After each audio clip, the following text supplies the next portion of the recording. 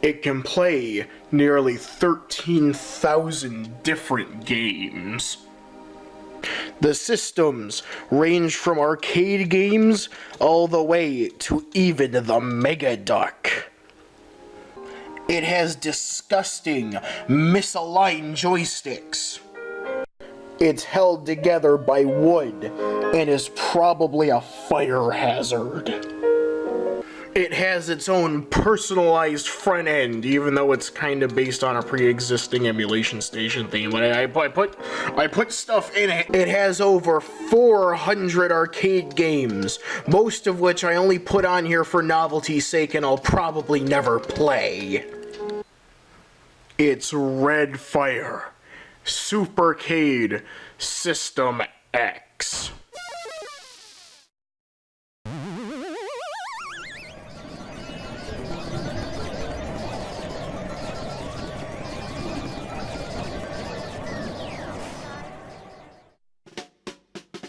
So as you've already probably gathered, this is Red Fire Supercade System-X, or a Raspberry Pi in a hunk of wood that has joysticks in it. To say this thing is a perfect build would probably be one of history's greatest lies.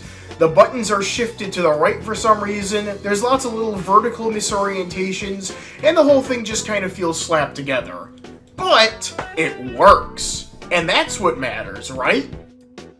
I could go on and on and on about all the little and major things that went wrong in the process of building this, but you're not here for that. I didn't make this video to do that. I'm here to show off the actually cool parts, and there are quite a bit.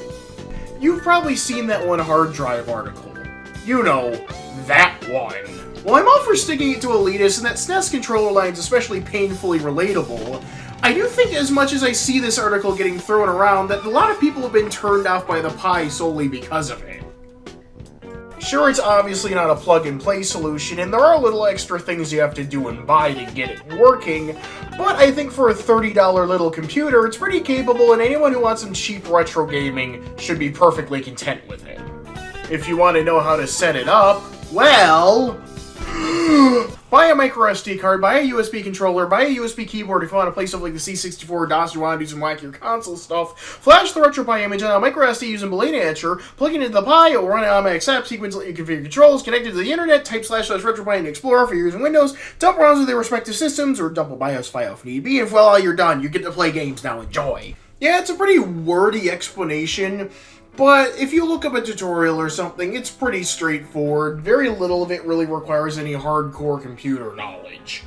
And sure, the setup menus look scary, but they're very controller-friendly. They're just menus, but look slightly cruder. So of course, after all of that, the question still remains, what can this thing play exactly? And you'd be surprised. First off, the PS1. Sure, playing PS1 games with a joystick is kind of a mess, but if you have a controller, these are pretty good. I have not run into many issues. Definitely better than the near non-existent Xbox PS1 emulation. And all around it's a good time, though I'm not sure if Darius Skyne's really going to show that. One of the things you'll probably have to fiddle with the most, though, is the arcade emulation. Thankfully, you can assign certain emulators to certain games, which comes in handy because it's kind of a guessing game which one will work the best. For example here, Space Bomber only runs at full speed on Final Burn Alpha 2012.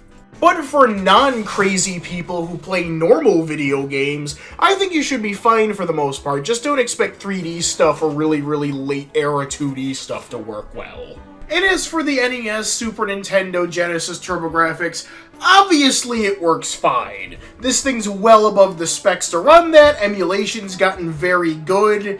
In 2019, I don't think that's really something you have to think twice about. But if you're like me and need 30 grams of coke to wake up in the morning, you probably do want to put in some wackier systems. One of the really wacky ones I can think of that doesn't require you to go in and mod stuff is the Game & Watch. Yes, you can play handheld LCD games on your big flat screen TV. Granted, the Xbox also kind of has that, but shh. And if you really qualify as dumb, stupid, and or ugly like me, you can mod Emulation Station to load custom consoles via MES. So now you can play your favorite consoles like the Watara Supervision.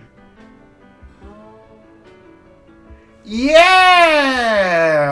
It's definitely not as good as running stuff on a PC, but for such a cheap little thing, you can do quite a lot, like this. Do you want to win some tickets? Then play RetroPie. Watch my tongue. Hit the button.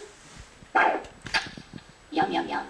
And you can tell I really got into messing with this thing because I even made my own borders and menu screens for this. I need help. It's kind of already based on Cygnus, which is one of the themes that you can get, but I changed the background, changed all the little character icons, and put steel everywhere because I'm an egotist. And yes, I know even though they're arcade systems, I did put Capcom Play System and Neo Geo stuff into all their categories. If you really care, you can put them in the arcade section, but it's more fun like this. Shut up. And that was Supercade System-X. Sure, it's huge, clunky, and takes up a lot of space, but it's fun, and I like having it around. If you want to build something like this yourself, there are boatloads of tutorials on the internet that'll teach you how to make something like this. RetroPie itself isn't too bad to set up as I explained, and really, it's just kind of cool to have one of these things in your house in any sort of form. So, that was the video. Hope you enjoyed. Good night, and stay gold.